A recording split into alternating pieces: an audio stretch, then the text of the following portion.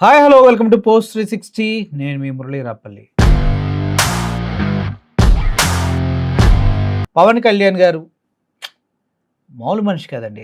ఈయన గురించి ఎంత చెప్పుకున్నా తక్కువే. పవన్ కళ్యాణ్ గారు ఫీల్డ్లోకి దిగారంటే కామెడీ మాత్రం టన్నులు టన్నుల్లో ఇస్తారు. ఆయన సీజ్ ద షిప్ అన్న కామెడీయే, ఇంకా తర్వాత ఏ కామెడీ చేసినా మామూలు కామెడీ ఏంటంటే సుగాలి ప్రీతి కేసు సాల్వ్ చేస్తా అన్న కామెడీయే, తప్పిపోయింది 32,000 మంది అన్న కామెడీయే. అసలు ఏమన్నా కూడా మామూలు కామెడీ రాదు. చివరికి తిరుమల తిరుపతి లడ్డు కలుషితమైందని ఆయన చెప్పినా కూడా కామెడీ మామూలు కామెడీ కాదనమాట. అటువంటి కామెడీ పర్సను మా అభిమాన హీరోగా చెప్పుకొనబడి మెడలు రుద్దుకొని తొడలు కొట్టుకునే ద గ్రేట్ పవన్ కళ్యాణ్ గారు అసలు మొన్న ఎర్రచందనం దొంగలు అదే తిరుపతి అటువైపు పర్యటనకి వెళ్ళారు. ఆ పర్యటనకి వెళ్ళిన క్రమంలో ఒక రోజంతా విడిగా ఫోటోలకి షూట్లు ఇచ్చారబ్బా! మామూలు కాదు. ఫోజుల మీద ఫోజులు. ఏదో అడవుల్లోకి వెళ్తుంటే అదేదో ఈయన ఆర్మీ ఆఫీసరు ఆ డ్రెస్సులాగా ఒక కార్గో ప్యాంట్స్, ఆ తర్వాత బ్లాక్ షర్టు, ఏదో కమాండో లాగా అదే బౌన్సర్ లాగా ఎళ్లారు. ఓకే. ఆయన నాయకుడు ఎలాగైనా ఎళ్ళొచ్చు. ఓకే. అది పక్కన పెడితే అక్కడికెళ్ళిన తర్వాత ఆయన ఒక క్లారిటీ ఇచ్చారు జనాలకి. ఆ క్లారిటీ చూసిన తర్వాత నేను కూడా అవునా? నిజమా? నమ్మాలా? అంటే యెస్. పవన్ కళ్యాణ్ గారు చెప్పారు. ఆయన 10 ఊర్లో పుట్టాడంటే మనం ఎలా నమ్మాము? అలాగే నమ్మాలి. ఆయన అందరికీ న్యాయం చేస్తున్న ఆడపిల్లలంటే నాకు ఇష్టం అంటే ఎలా నమ్మాము? అలాగే నమ్మాలి. తప్పిపోయింది 32,000 మంది అంటే నిఘా వర్గాల సమాచారం అంటే ఎలా నమ్మాము? ఇప్పుడు కూడా అలాగే నమ్మాలి. నేను 11,000 కోట్లతోటి జంతువులకి తొట్టెలు కట్టించి వాటర్ నింపుతున్నానంటే ఎలా నమ్ముతున్నాము? అలాగే నమ్మాలి. నేను మన్యం ప్రాంతాలకెళ్ళి రోడ్లేపిస్తామంటే రోడ్లేపిచ్చాడని మనం పిచ్చోల్లాగా నమ్మాం కదా! అలాగే నమ్మాలి. డోలీ మూతలకి పైన ఉండవంటే నిజమేనా అనుకుని డోలీ మూతలు ఉండవనుకున్నాం గానీ, ఇప్పటికీ డోలీ మూతలు, గర్భిణీ స్త్రీ వాళ్ళ ఆర్తనాదాలు చెవిలో వినిపిస్తూనే ఉన్నాయిగా. అందుకోసం ఆయన్ని నమ్మాలి. ఇటువంటి వ్యక్తిని నమ్మకుండా ఉంటే తప్పు. ఎందుకంటే నమ్మకమే జీవితం మనది. అర్థమైంది కదా! ఇటువంటి వ్యక్తి ఎళ్లి అక్కడ దొరుకుతున్న ఎర్రచందనం పైన ఒక అద్భుతమైన స్టోరీ చెప్పారు. గతంలో చంద్రబాబు నాయుడు గారు గనక విశాఖలో ఋషికొండ అంటే ఇక్కడ ఋషులు తపస్సు చేసేవారని ఎలా చెప్పారో, అలా మా గురువుగారు కూడా ఒక స్టోరీ చెప్పారు. ఎర్రచందనం అనేది వెంకటేశ్వర స్వామి రక్తంతో పెరుగుతున్న చెట్లు అని చెప్పాడు. అయ్యా! నీ దెబ్బకి నాకు ఫీజులతో పాటు లూజ్ మోషన్స్, బ్రెయిన్ దుబ్బేసి ఒక సండే మొత్తం పడుకొని లేవలేదు. అటువంటి పరిస్థితిలో మా గురువుగారు చెప్పిందేంటి? ఎర్రచందనం ఇక్కడ అరుదుగా పండడానికి గల కారణం ఏంటంటే, వెంకటేశ్వర స్వామి రక్తంతో ఆ నేల తడిచింది కాబట్టి, అది వేస్ట్ కాకూడదు కాబట్టి, ఆయన నేను చెప్పడం ఎందుకు?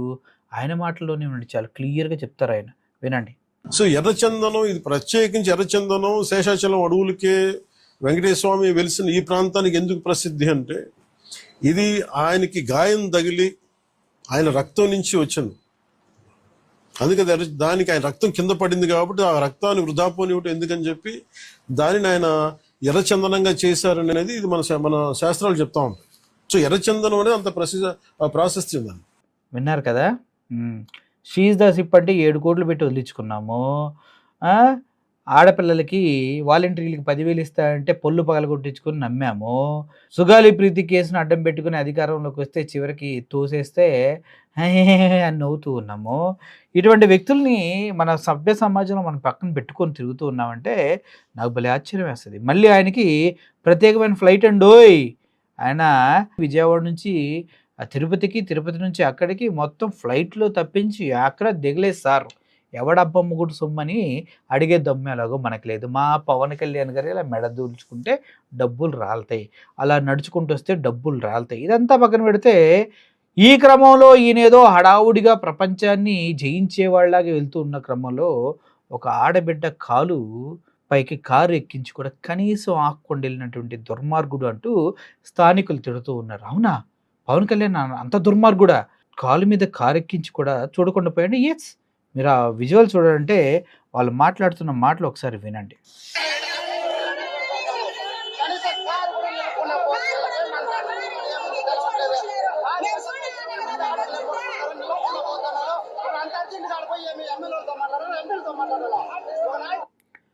ఆడపిల్ల కాలుపైన కారు ఎక్కించేసి వెళ్ళిపోతూ ఉన్నాం, ఇరిగిపోయిందని కూడా చూడకుండా అక్కడ వెళ్ళి నేను ఎమ్మెల్యేలతో మాట్లాడాలా, ఎంపీలతో మాట్లాడాలా, ఫోటోషూట్లే కదా అంటూ అడుగుతూ ఉన్నారు.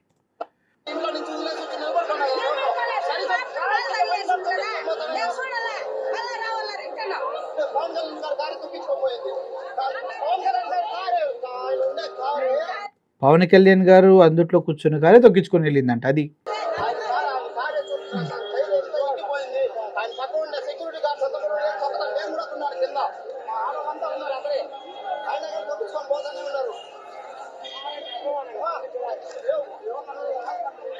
సో నాకు ఇప్పుడు అనిపించింది ఏంటంటే, వెంకటేశ్వర స్వామి వారి రక్తంతో నేల తడవబట్టి దాని ద్వారా ఎర్రచందనం మొక్కలు పెరుగుతున్నాయి ఈ ప్రాంతంలో అని చెప్తున్నటువంటి పవన్ కళ్యాణ్ గారు, మీ కారు తాకి ఒక అబల కాలు ఇరిగినది, అక్కడ కూడా రక్తం కారుతుంది, ఇక్కడేం చెట్లు మొలుస్తాయో ఒకసారి చూసుకోండి. ఒకవేళ ఇక్కడ ఈడు రాజకీయ నాయకుడిగా పనికిరాడనే మొక్క మొలిస్తే ఆ మొక్కతోనే ఆంధ్రప్రదేశ్ మొత్తం మిమ్మల్ని వెంటాడి కొడతారు మరి.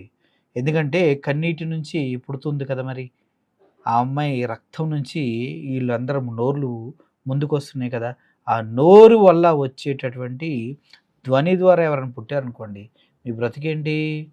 అయితే ఇదంతా పక్కన పెడితే అక్కడికి వెళ్ళి మా పవన్ కళ్యాణ్ గారు ఏం చేశారయ్యా అంటే, తుప్పుకొని రియల్ గన్ను పేల్చడం, సినిమా గన్ను పేల్చడం చాలా తేడా ఉంటుంది. రియల్ గన్ను కాల్చినప్పుడు దాని బ్యాక్ ఫోర్స్ ఎక్కువ ఉంటుంది. పాప అది పట్టుకొని ఏదో ఇలా పట్టుకొని ఇలా తీసి కాలుస్తూ ఉన్నారు. సార్ మీరు అక్కడ కాలవడానికి వెళ్ళారా? ఎందుకు కాల్చారు అసలు మీరు? మీకు ఎవడిచ్చాడు హక్కు, కాల్చే హక్కు? డిప్యూటీ సీఎం అయితే మీకు చేతిలో గన్నిస్తే మీరు కాల్చేస్తారా? ఏం సార్ ఇది? ఇప్పుడు ఆయన కాలుస్తున్నారు, ఆ వీడియో ఒకసారి మీరు చూడండమ్మా.